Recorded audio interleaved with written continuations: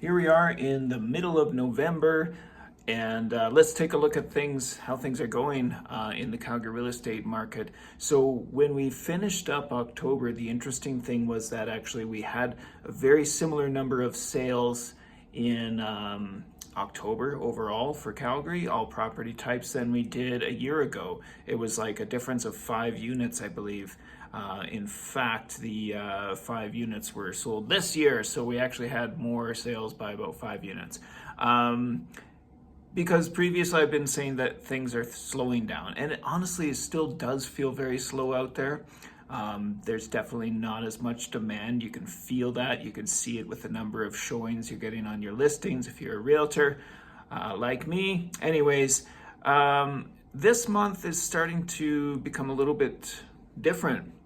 And I should say, actually, last month, by the way, most of those sales that kind of made up for the slower market were in the detached market. So apartment sales were down year over year, townhouse sales were down year over year, and but the detached were actually up.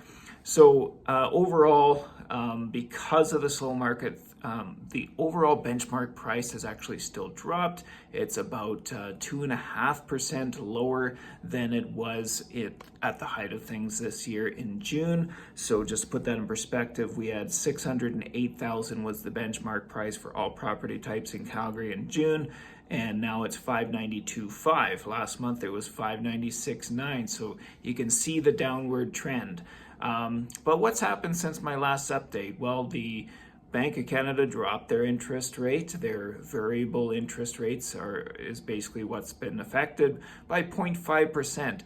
The banks followed suit. They dropped their lending rates, just the variable ones. And you know what? Maybe there is signs of things kind of like the market responding to that a little bit. And just to let you know how November is going so far, we are sitting at 761 sales from November 1st to the 13th. And last year, in between those same days, 752. Hey, there's Justin.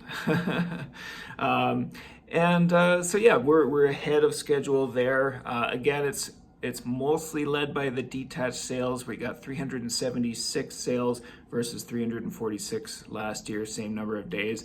And then to put that apartments front center, 174 sales so far this month versus 232. So more of the same story. Now, what do we have coming? We've got probably more of a rate drop. That's going to be in December. I believe it's December 12th. The bets are on that it's going to be another 0.5%. I was right last time, by the way. I called 0.5%. I'm going to say 0.5% again. But I mean, I'm talking to mortgage experts, and everybody's not so sure anymore because of the Trump election and all that stuff. It's already starting to cause people to speculate what's going to happen, primarily revolving tariffs, right?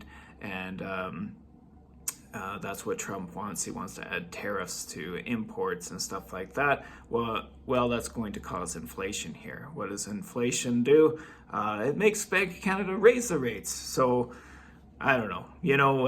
We're not there yet. Trump's not even in the Oval Office. So until then, December, we got another 0.5 rate drop. In my opinion, it could be 0.25, it could be 0. So don't shoot me if I'm wrong. That's just my guess, all right? Other than that, there's a little bit of other changes coming down the pipeline here. So, for example, December 15th, I mentioned it last time.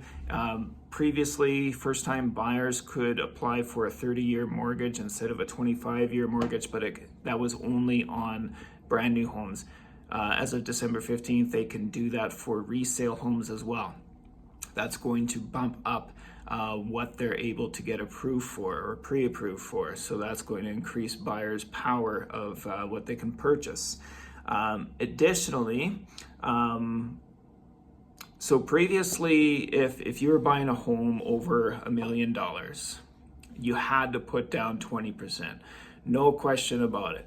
Well, now the rules are going to change, so you can put up to, or you don't have to put 20% down, as long as it's up to $1.5 million.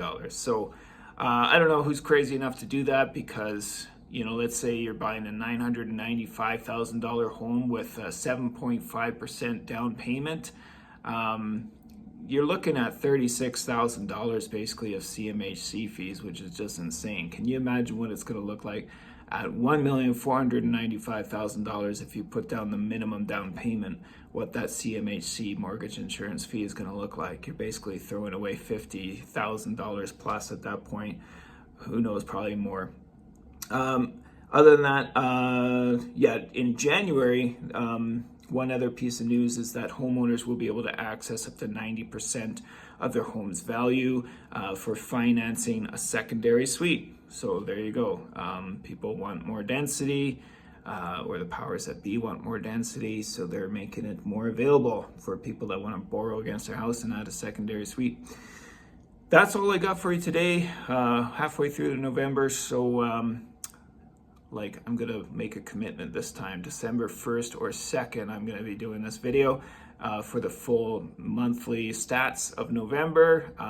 We'll review it then, and we'll still be before the next interest rate announcement. So anyways, overall, in summary, things are maybe starting to pick up. Hard to say, but I'm seeing a little evidence of that there's some smart buyers out there taking advantage now before spring rolls in, and then all the buyers are fighting against each other for the best deals and competing. That's no fun. So buy now. If you're thinking of it, buy in the winter. November, December, January, the best months to buy. No competition. Well, very little. All right. See you next time.